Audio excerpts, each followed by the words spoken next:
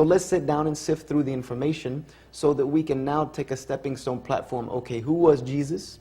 What did he teach and preach, which we have discussed? And now what does that mean to me?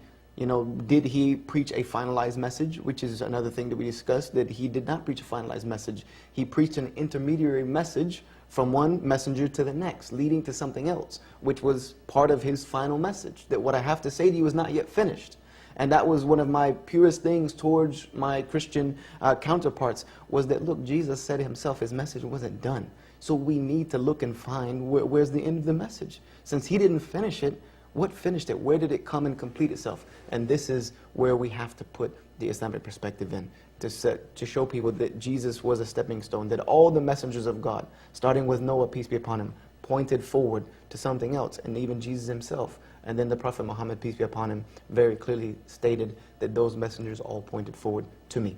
So can you say that for those people that I'm just trying to have them identify with us, that when you really grasp this extension of the message that all the messengers of God brought and taught, the purpose of life, worshiping one God, doing good deeds, developing yourself to be noble, having righteous character, this is how you can truly, because those people were out there at the nightclubs, chasing man and woman, fornicating and doing drugs, they'll never have true peace until they truly understand the purpose of life. And this is, like you said, that stepping stone so you can get through the confusion, so you can submit intellectually, because this is something that it doesn't take too much mental gymnastics to make fit. It makes sense. What we're talking about is 1 + 1, ABC. Yes, absolutely.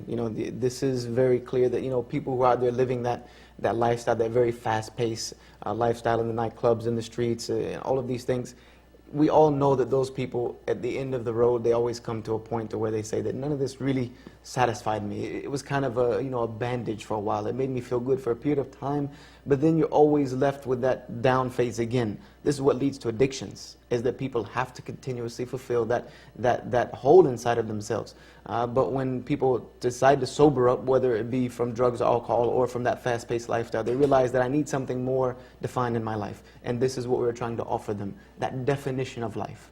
What is life? What does it mean? And how can I adjust myself to be more in line with the purpose of why I'm here? That's right, that's right. And this way of life will stimulate you intellectually. It provides all the scientific, logical evidences, and we're going to continue talking about this with my guest back on the Deen Show, Joshua Evans. Sit tight, don't go nowhere. We'll be right back. Death and the day of judgment, the mercy of Allah. These are the things that finally made me realize there is no time to delay anymore. I wanted to take my shahada right then. The essence of spirituality is to become more sincere to Allah subhanahu wa ta'ala. Contemplate death itself. It is very, very scary, but it brings you back to reality. There is a life which is everlasting in the hereafter. And you have to make a conscious decision of which group of people do you want to be of, the people of heaven or the people of hell. Allahu Akbar. Back here on the Deen Show with Joshua Evans, we did the top 10 reasons why Jesus, peace be upon him, is not God, never claimed to be God. You can go to thedeenshow.com to watch this show that we did together, an amazing, amazing show that really, benefited so many people. Now, there were some angry people. There was a minute few that we had discussed that now they couldn't tackle this intellectually, and it stirred up so much emotion that they'll try to flip it and say, you know what? Islam is violent, Islam is about terrorism, Islam is just about oppression of women, and they start to throw sticks and stones. And did you get some of this? I absolutely did, and that kind of happens when people get emotional, but cannot, retort intellectually because the information is so clear.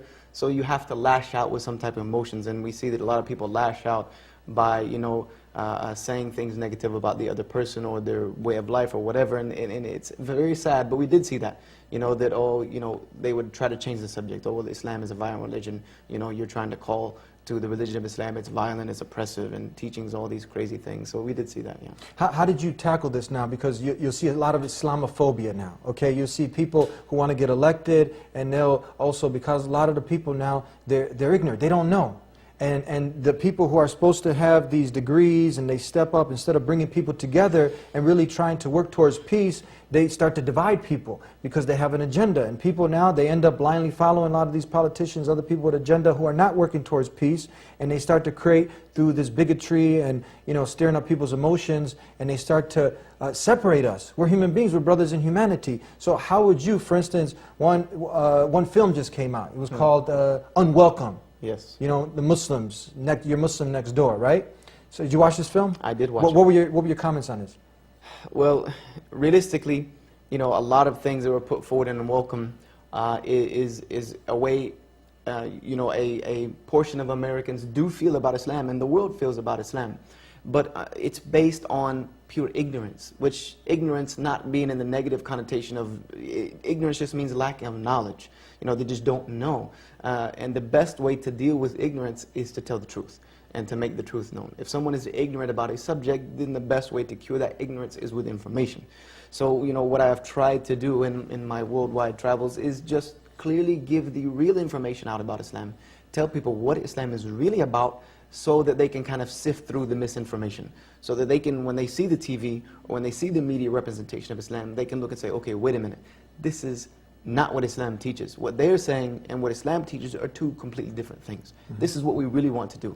The same way like they're trying to make dividing lines, you know, you're either with us or you're with them. So we're trying to make the dividing lines between what Islam is and what Islam is not. Very simple. Now, we know that this is false, and you've heard this a lot. Why don't they come out and why don't they condemn acts such as 9/11, you know, the underwear bomber, the pajama bomber, the you know, the G-string bomber? I mean, but I mean, here at the Deen Show, I know you have.